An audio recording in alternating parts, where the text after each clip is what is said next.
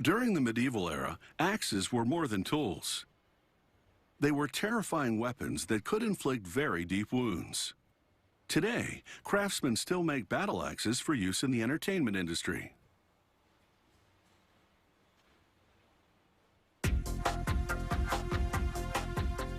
The medieval battle axe was a brutal weapon.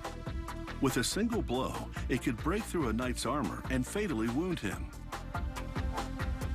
To produce an authentic replica for movies and TV shows, the blacksmith consults reference books.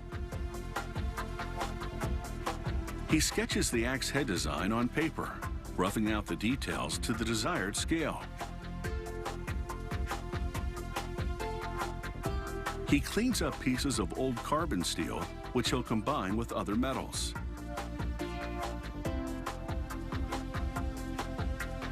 In total, there will be 75 metal strips of varying composition. To complete the mix of metals, he cuts an old blade made of nickel steel alloy into equally sized strips. He loads 37 strips into a vise. He tightens the vise and tack welds them together. He sands the welded stack. He rubs oil into the stack to prevent oxidation. Now, exposed to intense heat, the metal layers forge together. He spreads a mix of borax and other minerals called flux onto the surface. This deters oxidation as the forging continues with a pneumatic hammer.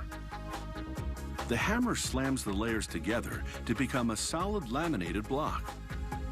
It's ready to be transformed into the axe's cutting head. Repeated strikes pinch the metal in the center. He sprinkles the flux mixture onto the surface of the metal form, heats it again, and folds it into a C shape. After a reheat, he inserts a layer of carbon steel in the center for the blade. He hammers the C shape flat, leaving the pinch section round for the handle. The 75 strips have been forged into one. Next, the power hammer refines the handle knob. He drives a steel stake called a tapered drift into the center of the knob. This forms an opening for inserting the wood handle. Using the power hammer, he now flattens the blade end of the axe head substantially. He flares it to form a cutting edge and removes the excess with the plasma cutter. He saws it off, and the result is fierce. The axe head has taken shape, but it needs some refining. He hammers the handle area to spread it wider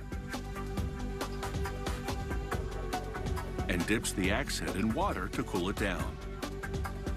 Then he grinds the blade thinner using a belt sander and rinses off the residue.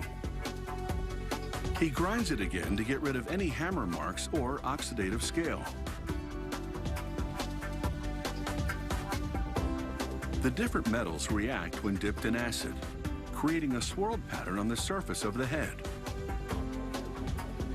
The first bath was contaminated, so he polishes it off and gives the axe head another rinse in clean acid.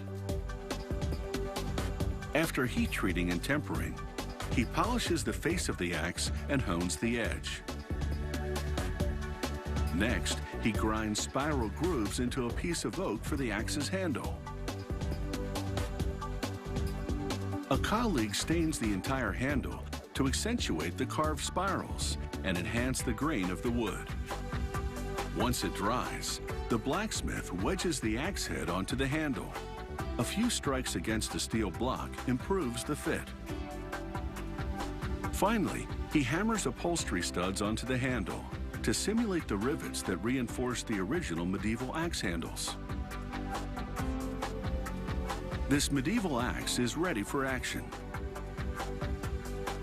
Medieval axe replicas are authentic props for any TV show or movie.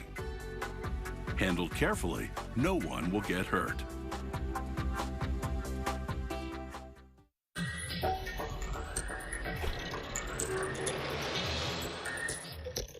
If you have any comments about the show, or you'd like to suggest topics for future shows, drop us a line at sciencechannel.com/howitsmade.